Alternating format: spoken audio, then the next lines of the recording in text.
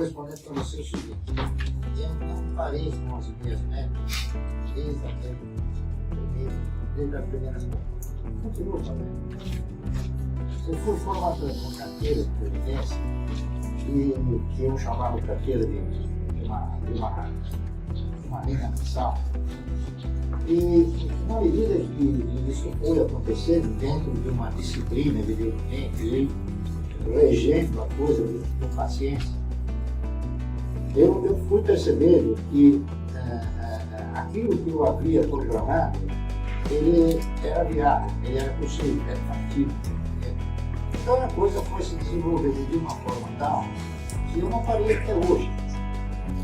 Então eu fui com ações de empresas que têm esta condição, a condição de proporcionar uma renda mensal através do quê? Através da distribuição de dividendos. Vou dar um exemplo certo.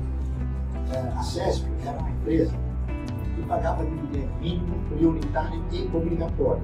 Ela pagava 10% sobre o valor unitário de cada ação, que era R$1. Então você comprava por 50 centavos. Então 10% não era 10%, era 20%. Porque comum você comprava duas ações e você dobrava, certo? A CESP, ela acabou sendo de alguma maneira canibalizada, isso? O governo do Quessa, se não me memória, acabou edificando algumas usinas, ou pelo menos uma usina que foi toda primavera, e aquela usina acabou custando não sei quantas vezes mais do que ela deveria custar.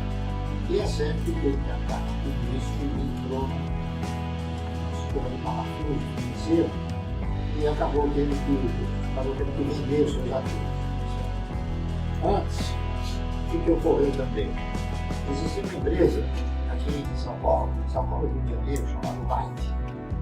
A Light ela é propriedade de um fundo chamado Brasil, um fundo canadense. E se eu agora me trair, o Figueiredo, a Light estava chegando ao fim da sua concessão. E o Figueiredo percebeu que se ele comprasse a Light, ele teria um ganho em cima daquilo que ele teria que indenizar a Light, a Braskem. Então a Light foi comprada pelo governo federal e já naquela ocasião havia um entendimento entre o governo do estado de São Paulo e o governo federal. O governo do estado de São Paulo comprou todos os ativos que a Light possuía em São Paulo, certo? E criou uma empresa chamada Eletropaulo. Os outros ativos ficaram no Rio de Janeiro, que ainda existe a Light no Rio de Janeiro. Mas naquela ocasião foram criadas duas empresas Light. Uma chamava Light Participações e a outra simplesmente Light. A Light Participações ela foi criada porque um debêntures que o governo do estado de São Paulo pagou pela compra do ativo. E depois a Eletropaulo pagou o dobro, claro. E assim sucessivamente. Então, lamentavelmente,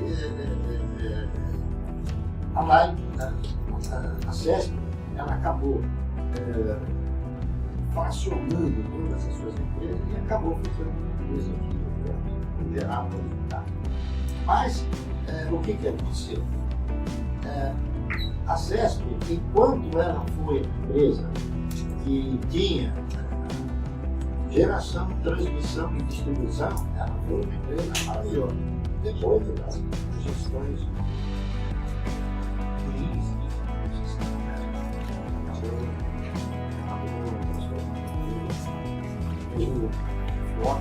pelo intervalo. E então o que aconteceu? A CESP era uma empresa que chamava Companhia Energética, Centrais Elétricas de São Paulo. Ela só tinha a atividade de gerar energia, e o Maluf resolveu no momento entrar na exploração de petróleo. Então ele criou uma empresa chamada Auripetro. Naquela ocasião, as ações da CESP explodiram, né? E eu achei que ela já não era mais um caminho correto. Aí então eu mudei para outros ativos. Então eu comprei o quê? eu fui comprando Banco Bandeirantes do Comércio, também pagava dividendo mínimo prioritário obrigatório, comprei ações do Banco Noroeste, que acabou sendo comprado pelo Banco Santander, o Banco Real de Investimentos, que pagava um ótimo dividendo, e fui pulverizando a carteira, porque eu já tinha um pacote de recursos, tá entendendo? Que me possibilitava fazer mercado. Né? É isso aí. Essa é a história. Só para completar, Márcio, na base desse trabalho das antenas do futuro, você considerou na época, além dos dividendos, né, no posto do trabalho, também a bonificação. Que Claro. Isso, porque a CESP, quando uma empresa tem valor unitário, certo? Ela pode aumentar o capital sem aumentar a quantidade de ações. Quando ela tem valor nominal 1, quando ela aumentar o capital, ela é obrigada a aumentar a quantidade.